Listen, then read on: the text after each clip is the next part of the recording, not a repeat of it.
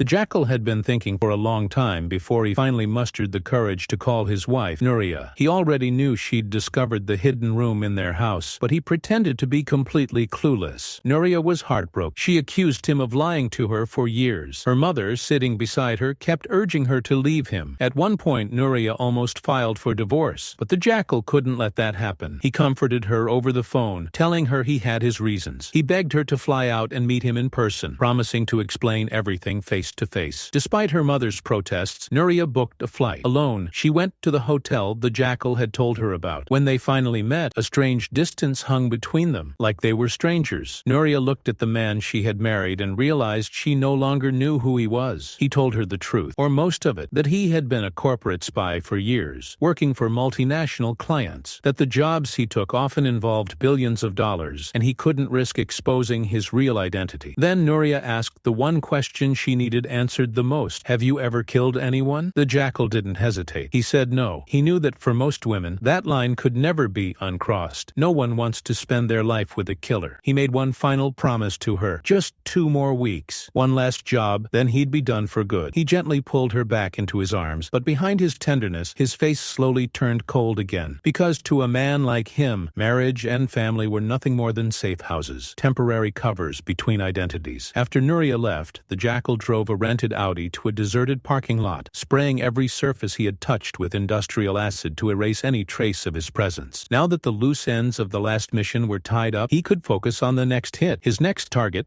according to the client, was none other than Uganda, the richest man in Europe. Uganda was set to host a press conference at a concert hall in Tallinn, the capital of Estonia. The Jackal arrived early to scout the venue. Security was tight. Metal detectors guarded every entrance. To test their sensitivity, he put a wallet with a metal zipper in his pocket, and sure enough, the alarm went off. Getting a gun through wouldn't be easy. The concert crowd was already dancing to heavy electronic beats. Only the Jackal remained calm, sitting alone, quietly observing the structure of the venue. He noticed that the soundproof ceiling panels gradually shifted with the music, opening small gaps. He slipped away from his seat and carefully climbed up, avoiding the maintenance workers. He pried open a vent and climbed into the ceiling. Balancing between the panels, he took out his phone to record the view below. Just as the panels shifted again, a gap suddenly widened. He lost balance and nearly fell. He barely managed to grab a hanging wire, but his phone slipped from his hands and tumbled into the crowd below. Dangling above the chaos, he struggled to climb back up before the panels closed again. Being a hitman wasn't just dangerous, it was unpredictable. One misstep and you're dead. That phone had critical intel, contacts, messages. He needed it back. From the moment he entered the hall, he'd sensed that one of the security guards, a bearded guy, was watching him, so he used that to his advantage. With the guard's help, he managed to retrieve the phone after the show ended. He even pretended to return the guy's interest, casually exchanging contact info. For someone like the Jackal, emotions, male or female, were just tools. Back at his rented apartment, he found an unexpected visitor waiting. It was the female client who had given him the second contract. The Jackal wasn't pleased. Her sudden appearance broke every rule of how he operated. He didn't want this much contact with any client. He nearly used his keychain weapon to take her out on the spot. She explained that after the chaos he stirred up in Munich, her superiors began to lose trust in him. They worried he'd jeopardize the next mission, so they sent her to Tallinn to monitor him. Like it or not, they were in this together now. Until the job was done, no one could afford to walk away. After she left, the Jackal noticed a woman fishing at the nearby dock. She wore orthopedic shoes, her leg clearly injured. And just like that, an idea struck him. He called the same craftsman who had previously built a sniper rifle hidden inside a suitcase. That collaboration had gone perfectly. Both men respected each other's skills. This time the Jackal needed a gun that could pass through a metal detector, and he needed it within a week. But the craftsman wasn't sure he could make that happen. His hand was injured, wrapped in a bandage. He couldn't build a rifle one-handed, and he had no one he trusted enough to help. Then the Jackal made a bold suggestion, one that would later almost cost him his life.